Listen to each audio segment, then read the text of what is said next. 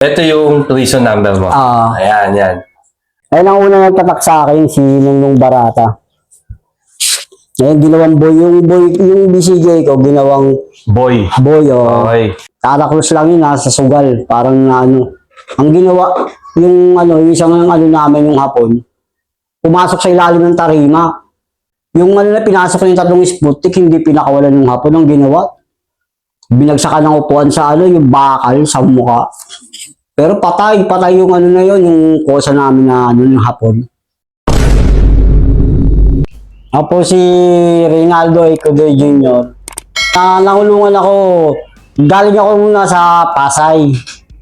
Ang kaso ko, kasi uso dati, kahirapan ng pera.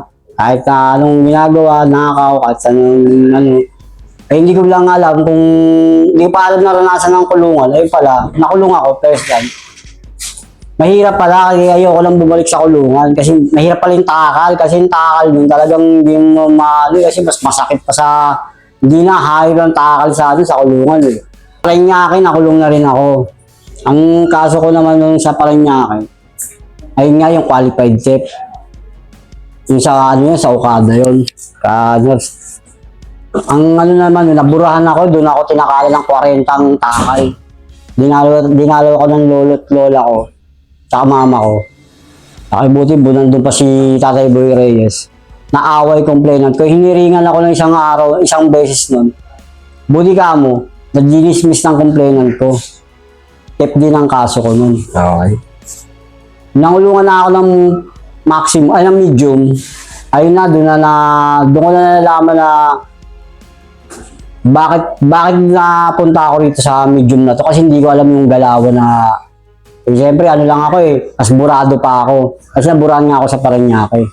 Kasi bawat sa akin sa City Jail, may 7 buwan, meron 9 na buwan, meron 1 taon, meron 1 buwan, meron 6 na buwan. Mga ilang beses ka nagpabalik-balik dun, boss? Kasi balik-balik ako dun, dito sa Paranaque, sa Pasay, nakasyam na ako nakasyam na balik na ako dyan. Pera pa yung Paranaque? Pera pa yung Paranaque, nakadalawang balik ako dyan sa Paranaque. Sa medium? Sa medium, 1 beses lang ako, isa lang ang prison number. Sa medium, 2 years, 4 months maximum. Kasi pinapaamin ako ng 6 years, hindi ko inamin. Sabi sa akin ng Pau Lawyer, huwag mo munang aminin kasi bagong batas ang ngayon. Huwag ka basta amin ng amin. Right. Yung pangalawang hearing ko, sabi sa akin ng ito Reynaldo Codoy, aminin mo na to, pinakamababang na to. 4 years, sabi sa akin, 4 years. Hindi ko pa rin inamin yung 4 years na yun. Sabi sa akin, isipin namin, mga pa dyan, mas maganda. Niringan ako ng pangatlo. Ito, last na to, Reynaldo Codoy. Hearing na to, last na to. Niringan na ako. Pag hearing sa akin, ito pinakamababa, pinaka-pre-bargaining. 2 years, 4 months maximum. Sabi sa akin, Pau Lawyer ko, sige, ayan, maganda na yan. Pero ibabiyahe ka medium o sa maximum. Kung saan doon, kasi mababa lang yan, 2 years, 4 months maximum. Talagang umiyak ako noon kasi hindi ko alam yung, yung galawan sa Sabi ko, syempre, ako lang nandoon, tapos wala yung pamilya ko, diba? Sinalihan kong pangkat, wala nang iba yung BCJ kasi pusong BCJ yun. Okay. BCJ. Right. Nasaan yung bura mo na BCJ? Ayan mo. Ano yung mga kadahilanan kung bakit ka naburahan? Ang kadahilanan kasi kaya ako naburahan, dahil nga kasi BCJ ako, nandun ako sa bahay ng Sputnik. Ang usapan sa mga ganyang pangkat, sa mga may tatak, buburahan o tsaka komando ka o buburahan ka sa bahay kasi iba yung kasi meron tawag na pag isang dikit lang na pwede mong pagbigyan kalaban Sputnik tsaka BCJ, hindi yung pwede yun, di ba? So, naburahan ka talaga? Naburahan ako, 2 beses ako naburahan, yung BCJ ko rito isa, ito pa iso. Ayun ang una nagtatak sa akin, si Nungnung Barata. Ngayon, ginawang boy. Yung BCJ ko, ginawang Boy. Boy, oh. Okay. Kasi yung 32 ko, gay. Ano is history niyan? Bakit ka binurahan din dyan? Diyan ang unang, diyan ang una kong nurahan ako dun sa may, parang niya, yung lumang bali-baliwan ba yun? Baliwan. Oo, Dahil bahay nila yon. bahay nila yun. Tapos yung pangalawa, dyan sa bulungan ako. Ang ginawa sa BCJ yun, tinatakan siya ng Sputnik. Si tata yung kapatid nito ni Bukayo, taga Santo Niño. Sabi, ba't naging ganyan mo? Kasi yung yun, BCJ, yung tinakbo ng planeta. Ang ginawa din sa may, yung mayoris namin sa may jail, ginawa, binura, ilagyan ng ng bulaklak, pinapalan. Hindi pa gaano siya, hindi pa shading. Binura pa ulit. Pero ilagyan pa siya ng BCJ dito sa pigil. Kasi yung mga kitang planeta na tinatakpan ulit ng kahit na yung in-erase ng ganun, tinatakpan pa rin ng yan. Kung maganda ilalagay, o galyon, o kaya basta maganda yung pagkakatakot. Tapos paglapit ko sa assistant commander, sabi sa akin, naburahan ka na naman, nakailang bura ka na, hindi ka ba nagsawa sa kakabura sa'yo? At kala mo lahat ng pinupunta mo, hindi namin nalaman dito sa medium. May kosa tayo naburahan sa Paranaque. Umaabot yan dun sa medium. Ugong yun, yung balita na yan. Oo. Kasi isang tao na to na burahan. Pero isang linggo na yon, kasi magkakasama na kami sa isang TBTU kasi nag-maintenance nga ako sa Lumonia ko. Anong nangyari nun, kinuha ko ng assistant commander, taga-pamili ng mga grocery dun sa may tindahan. Pero pinapasahod naman ako ng 250. Pwede akong kumuha ng pera dun sa may tindahan nito ni Commander si Rodel. Trusty at saka yung Maynaria, Ranchero. Pero mahirap doon pag yung nakasabit ka tsaka yung pumping, doon mo talaga, doon ka iiyak ang doon ka mga kaya tsaka yung bunot. Buti nga ngayon, talis na yun sa may, sa may Pasay. Hindi ka na magbubunot. Kasi ilang balik yun eh. Yung pumping tsaka yung sabit, isa sa mga parusa yun doon, di ba? Oo. Bukod pa yung takal. Bukod yung takal. Kung papipiliin ka, ano gusto mo? Pipiliin ko takal. At kaysa sa pumping tsaka sabit? Oo.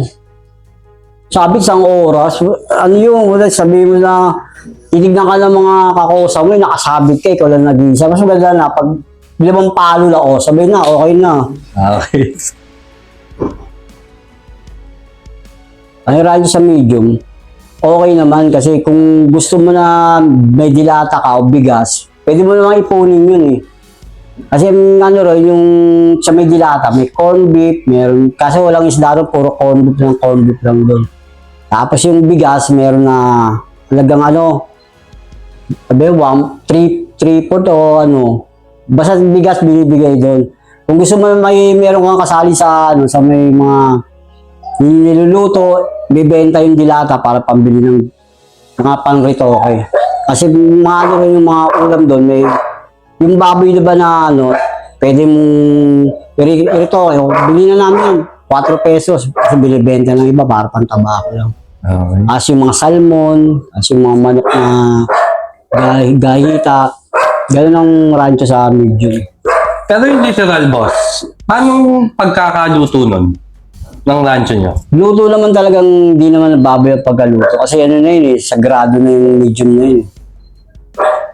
Maayos naman. Maayos, kaysa dyan sa may jail. Bakit sa jail? Sa jail, walang lasa dyan eh. Okay. Depende na lang kung nakakuha talaga sila na yung galing sa laya. Pero nakakulong yun. Magaling magluto. Kaya yung meron naman na doon na maawak dyan sa may Pasay. Yung pondo nga lang galing sa kanila, binubulsa lang. Wala. Anong gagawin ng mga ranchero? Lang dumadating yung pangibili ng mga rito, paano maglalasa yun. So, yung di pa ako galing ng medium, mahirap matulog kasi siksikan kayo kasi makakatabi mo, tatagilid ka para magkasya lang na 50 kayo, kasya ba kayo 50? Kaya natatanday ka, pero nakatagilid ka nun. Tatanday ka, hindi ka man pwede umunat na diretso lang. Wala, hindi ka makakadiskate ng magandang sa katawan mo. Ano gusto mo, tumalon o sumigaw, bawal. Ang doon, Doon lahat mararanasan. Pag hindi ka nanungkol o galing ka man doon sa medium. Pag galing ka sa medium, doon mararanasan sarap ng buhay. Okay. Oo. So magkaiba yung tulugan ng city jail tsaka tulugan ng medium. Magkaiba? Hindi naman, magkakasama rin pero nga lang, may sarili yung mga galing na tatawag na, o mga ano dyan, galing sa ano, tatawag, galing layo. Yung mga ano dyan, bigyan nyo ng daan niya pag nasanggi nyo yung mga ano yan, mga agurang. Tapos kayo pag nagapila yan, Okay. kahit kakausan mo. Sa jail, okay naman yung tubig. Kaso nga lang, may limit naman sa tubig kung ilang tao kayo. Sabihin natin isang timba, 3 kayo. Pag ano yan, pag tisan nyo, 3 kayo. Kasi nga lang, pag malakas ang tubig, pwede naman sa isang timba, 2 kayo. Pero pag malakas talaga, pwede isang timba. O sige, yung mga hindi pa naligo o naligo pa lang ano, iligo nyo na kasi tuloy-tuloy yung tubig. Totally, ako lang talaga nagpalo nito para yung isa kong pinapala. Marunong ko palang para to. Pagkatuo mo naman tong ano ko.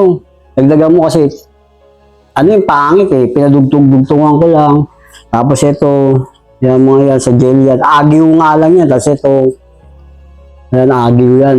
May tawag na agiw. Yung ano ba yung galing sa may ano ng gasera.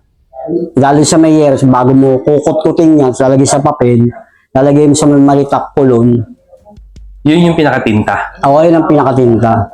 50 bawat sa ano nito. 50 pesos. Hindi naman yung sinabi tayo, sinayang mo lang yung katawan mo, ginawa mong dyaryo. Oo. Pinaglalaroan ka lang ata. Oh, parang Hanggang din sabi ko nga eh, hindi nagsasabi sa akin yan. Alam mo naman, pinaglalaroan itong mga ano namin, pag kita nga kulungan, paglalaroan, tatatawan ka. Kagustuhan ng isang tao yan, kaya ka nang papalato. Masakit yan, papalato ko ng papalato. Kaya yung gano'n ang ginagawa ko. Yung naranasan ko yung sa medium, yung talagang kala ko malulumpo na ako, hindi ko na kayang umakbang kasi meron akong ano, yung arthritis, yung joint kong dalawa. Pag umabot yan dito, hindi ka na makakatapak. Minsan pag nag-aano na kami, yung nagpupoli ng bilangan, hindi na ako makakalabas ng ano, inventaryo, ganun. Kasi inventaryo, labas lahat ng tao yun, yung patient number mo kailangan. kamusta naman yung pamilya mo habang nakakulong ka, boss? Eh yun nga, yung minsan iniisip nila, pasensya ka na kasi hindi namin kaya na bibigay sa'yo na pera hanggang dito lang, 150, 200, kasi hirap na doon sa laya. Sabi ko na, ano ba eh, syempre ilang yung hinihingi ko, kung anong meron, hindi mo lang ako ng tulong sa mga, ano mo, kamag-anak mo lang. So, binibigay ko na lang, kunin mo lang yung number ng tita ko sa ano, kapatid ni mama, sa auntie ko, ganun. Siya nag-aabot rin pa, Gcash, bigyan ng pera. Nakakausap pa rin yung mga auntie ko sa kulungan. Right. Boss Riot, nakasaksi ka ba yan? Nakasaksi ako dyan sa may jail. Yung una pa lang na kaso ko na robbery ba yun? Yung robbery hold up na ginawa ko dyan sa may ano. Dito sa may airways, yung ginawa ko yung bag ng babae na nagkakalaga pala ng 65,000 ba yun o 76,000. Eh, galit na galit, pagbato ko ng bag, nalaglag doon sa may tubig ng manhole. Eh, kasi nga, yung passport, kinabukasan, flight niya na papuntang abroad. 1 taon ang binuno ko nun. Ang mga kasama ko nun sa may Celda 9, sila Jun Bantula, si Bocho Advincula, si Jun Arenas, Joby Dicena, magkakapatid yan eh, tsaka si Joy Dicena. Yung araw na nag-riot na yun. Nandun pa si si Jun Arenas. Kasama ko sa ano. Anong klaseng riot, boss? Paano? Riot, yung ugong na parang nag-ano lang sila sanggihan kasi yung dalaw doon, wala pa yung harang na, kasi dadaanan mo doon, Sputnik bago ako umakyat ng 4th floor eh. 3rd floor yun eh, makakadaan mo mga, doon na nagsimula yung riot. Sa sanggihan lang? Oo, sanggihan. Tapos meron pa nag-riot doon, yung tungkol naman sa ano, yung nagkarakro sa isang kosa ko doon sa may Sputnik. Ang nangyari, yung hapon na VIP namin, pero BCG yun, tsaka yung portorero namin si kakosa namin taga Apelo. Ang ginawa, talo ata. Kinulong, inilak yung pinaka, ng Yung pinaka ng bulldog ba ng yung Zelda, yung Zelda 1 ata siya na corner nun o sa size na. Pumasok sa ilalim. Tataklos lang yun sa sugal. Parang ang ginawa, yung isang namin yung hapon, pumasok sa ilalim ng tarima. Pagpasok doon sa ilalim ng tarima, siyempre wala na, ugong na, yun na. Riot na, ugong na. Merong mga ranchero sa 4th floor. 3 Sputnik ata yun. 3 Sputnik o 4. 4. Tapos yung kakosa namin na nandun sa may ilalim ng tarima ng Zelda size, nandun pa rin. Ang ginawa ng namin, ng Mayores, ugong, nag-usap sila, ba? Paano nyo ba to? Palitulo raw kasi paano, si Diado nga kami kasi BCJ. Yung Sputnik na 4 nandun sa taas. Kinorner na gusto ngang pasukin na lang. Yung namin, yung isang namin kakosa namin si Hapon, ayaw pa rin. Ayun na, nag-usap na sila, palit na sila ng yung 3 pa babain. Yung Sputnik, tapos yung BCJ na, palit sila. Kailan pagpalit Yung na pinasok yung 3 Sputnik, hindi pinakawalan ng Hapon ang ginawa. Binagsakan ng upuan sa yung bakal sa mukha. Pero patay yung na yun, yung kosa namin na yung Hapon. Yun ang riot na matinding na ko dun. Tapos yung, pero nakabawi rin kami nun. Bali patay yung Hapon na yun, patay din yung pinaka bata-bata ng warden namin. Kasi yun yung pinaka wala ng bahay, wala nang doon na nakatira sa Pasay, sabi niya. Kahit gaya na siya noon, gusto niya lang magtrabaho doon sa namin. Pero may sahod yun. Ay lang ang ginawa, sinaksak yun sa Zelda Gis. Kasi nga, palitan na kami, tapos sinali na yung mga Zelda. Sinaksak na namin yun, taga-apelo. Sinaksak dito ng yun, dito sinaksak yun, sa tiyan. Patay yun dito. Kasi naagis na lang, nagwala yung warden namin. Putang ina, anak-anakan ko na to. Ba't nyo pinatay ito? Nagwala. Lahat ng mga timba, ay mga planggal, tsaka yung mga pinagbabasag nyo. Kasi makita mo, nakandusay na sa labas ng labas ng namin, Zelda Gis. So, damay kayo nun? Dami kasi patay yung Hapon, patay kaya nag-ugong na doon na pinatay, nalaman na ayaw pakawalan, tirahin na natin to, natin tong isa na to, gulpe-gulpe, pinalo-palo.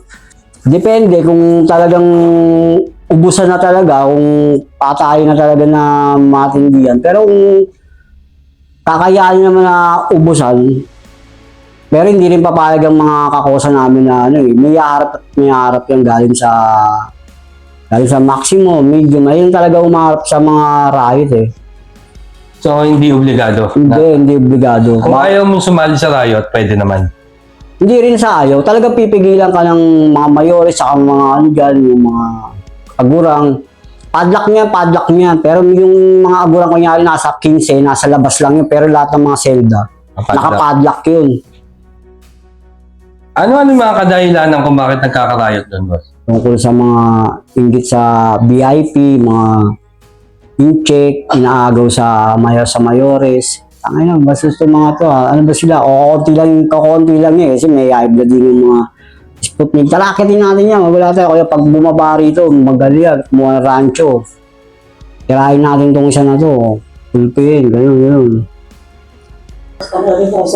Minsan ba sa buhay mo ay naluha o napaiyak ka sa loob? Mahal yan ko yung parang tinatawag yan pag nakarinig lang ako na kwento ba na tungkol sa buhay ko, bakit gano'n yan na. Bago ka na, nandiyan ka na naman, syempre ako. Hindi ko matitis yung yung... Damdamin. Oo, di ba, ka rin mga paluwa, iyak ni Ermat. Alam mo naman yung Ermat ko, iyakin na, wala naman sa yung kwento ba, itatama ka agad sa, syempre, puso na nasa kaliwa, di ba? Talagang gusto niya, lumamig. Gusto niya palambutin, hindi naman lumalambot yung puso. Kasi paluwain ako ng dugo. Siyempre ako talaga, sinasabi ko lang, huwag mo na akong piyansahan, 3,000 lang yan, o 5,000, huwag mo na akong piyansahan. Dahil ginawa ko to, dahil kagustuhan ko to, bubunutin ko to. Hindi ko pinilit na para magnanakaw ako, tapos gano'n, tapos kapiyansahan nyo lang. Hindi parang tinuruan nyo pa akong gumawa ng ganyan para sa kapiyansahan nyo ako ng kapiyansa. Ano yung itinuro sa'yo ng kulungan? Ang tinuro sa akin doon, yung talagang, na ano, yung galawan ba na kailangan, parang nasa bahay ka lang, pag oras ng rancho, kailangan, andun ka. Pag wala ka lang ng oras ng rancho, wala ka sa bilang. Alam mo na yung ano niyan, meron ka lang takal, o kaya sabit sang oras, o kaya pumping, wala kang, nasan ka ba, rancho na? Nakabilog na, ikaw nasa labas ng selda. Nakikita mo na, gagawin ka na lang. Mamaya ka na pagtapos ng rancho, nakabilog na yung mga kakusa mo. Ikaw na doon sa labas, nasaan ka bang selda na umano? Sabi ko, tapos doon, nandun lang ako sa may selda 7 kasi nanonood ako. So, ang natutunan mo dun, maging disiplinado. Disiplinado. Talaga naman. Nadapuan na ako yun. Unang kulong ko nga lang, kala ko nga maano na ako yung, hindi ko na alam ng gagawin ko kasi pag pumara ka, hahawakan ka kara ako ng kara ko niya, isang palo, masakit Kasi hindi ko pa naranasan yung palo puti ang bigat ng namin yung panakal. Hanggang ngayon, ayun pa rin natin yung panakal namin sa 4th floor Yung mabigat akala mo, nara. Pustahan pa yun. Oo, pustahan. Pag hindi ka kumara, tapos. Oo. Tapos na. Pero matik yun, boss. Kakara ka dun. Kakara ka dun. Tama. Karat kara ka dun. Depende lang kung saan mo gusto papalo, kahit dito sa may point sa may pinaka-point natin. Pero pag sa hita tinamaan, Ay, nako. surbol yun. Di sa nasa Paranaque, dyan ako na yung binubuhat na ako kasi tinamaan ngayon dito. Kasi bawat bastonero ng pangkalahatan, kasi nasa mga bangupon na ako, doon ka dadapa. Tapos yung nila, yung gob doon tinatawag. O sige, tawagan mo lahat ng bastonero ng mga selda ng natin. Iba-ibang mga lalaki ng tao iba-ibang palo ang ginagawa ko nun. Bagsak lagi ako sa may upuan. Suntok, tagyak, batok lang chinela, sampal, sombra. Hindi tayo sa laya, pinugalawan ko. Kasi alam ko yung tunog tsaka bawat galaw, di ba? Kaya ako yung sumabay sa kanila, sige, magmarunong kayo. Hindi na ako sasabay sa inyo, basta alam ko kung kanino yan. So, yung mga ginagawa mo noon, boss, hindi mo na ginagawa ngayon? Ay, hindi na. Kasi may pumunta na sa akin nga kasama ko sa medium Yung Muslim din na may dalang 45. Kasama pa yung namin, kapatid nito din nila rito. O kapwa mo agurang na ito, si Muslim yun. Discarter ako may dalang bag, may 45. Pinasok ko pa dyan sa may kwarto ko. Sinabihan ko, agurang, papawa tayo, agurang Huwag ka na tayong gumawa ng ganyan, trabaho na lang tayo. Kahit sumawa ka na ng pala, tsaka magbuhat ng mga papabuhat ng mga materials. Sabi ko gusto kong bumawi kasi hirap ako yung Ayun nga may dala ka nga. Ayaw ko na yan naranasan ko na yan, alam mo sa buwan. Ako nga pala si Reynaldo A. Codoy Jr. Ang prison number ko M217P-3997. Ayun nga pala, boss. Nakita ko yan sa video mo. Pati nga nung prison number mo ba? Ay, ganda natin. Ito yung prison number mo. Ayan, yan. Okay. Sa mga nakakakilala sa kanya, shoutout daw kayo. Babatiin mo sila, boss. Mga kosa, ako pala si Codoy, tinatawag na Codoy sa kulungan. Kahit sa jail, ang tawag sa akin, Codoy. Codoy, tawag ka na ng natin kasi meron tayong symbol.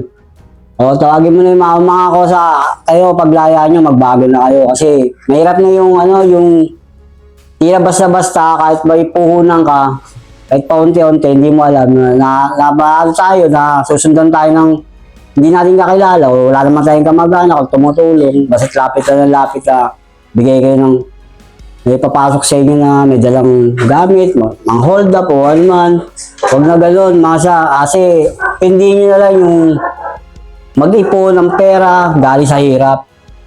Kasi at least yung pinagpapawisan tayo. Kasi mas maganda yung pinagpapawisan, hindi yung tao pahihirapan mo dahil sa gawin. Ayoko nang bumalik. Ano lang susi para hindi na makabalik? Ang susi lang sa akin, yung makakabalik sa akin, makahanap ako na bulag na babae. Yung pusong BCG pa. Yung naharang ba sa akin, tumigil ka na nga, hanggang dito lang tayo. Kung ano bilhin mo sa labas. Okay, okay. Naglaga mo na, para doon lang tayo sa loob ng kwarto. Yun pala. Shoutout sa mga nakakapanood dyan. Single si Kuya. Nag-aaral na po itong mamanin. Shoutout nga pala. Kapag si Kodoy, naging neto ni Rodel, naging sa may tindahan. Kamusta na kayo dyan, mga BCJ? Ako pala si Junjun, yung alaga-alaga neto ni Assistant Commander. Si Rodel, kung nandiyan pa naman kung naging commander si Albero.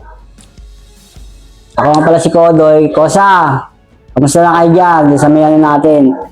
Maganda pa ba yung natin na bentahan ng mineral water dyan kasi para dumagdag yung natin, pondo natin. Kasi ako na naghahakot ng tubig dyan kung walang mga kakosang kalaban dyan para makapagberena kasi walang nasilang dalaw. Pag nakapagtarya ako ng dyan, ng mga sibuyas o kaya yung ketchup, toyo, kasi nalagay lang namin sa scandal. Sabi ko sa kanya, tumulong ka sa akin dito araw-araw. Pagkakait ng spaghetti, pandisan. Sino yun? Kahit sino mga tumulong sa akin doon sa araw-araw kasi gising kami dyan, alas 5 eh. Para mag-exercise eh. Araw-araw yun sa medium. Commander namin, si Vincent. Ayun ang unang commander, nabutan ko commander. Ayun pa yung mampa sa akin na nakakausap. Pero okay siya. Ayun nga, pag-living out niya, nag-inom sa labas. Eh, meron nag-ano sa kanya. Binalik lang, mga 3 araw lang ata, binalik ulit siya dun sa may medium. Tapos, ang living out. Oo, tapos, sayang yung niya, pagkakataon niya. Sayang yun. Okay. Yon, boss, maraming salamat sa pagpapaunlak mo at sa'yo din, Tol. Salamat. Dahil siya ang nagbangga talaga kung paano ko nakilala si Tayman. Okay. Kung kaya, paulit-ulit kong sinasabi sa inyo na kung sakaling magkikita tayo, ang gusto ko sa laya, wag sa bilibid. Kaya naman sa lahat ng naniniwala at sumusuporta kay Bosyo, pagpalain po kayo na wag. Ng pong may kabal. Peace out!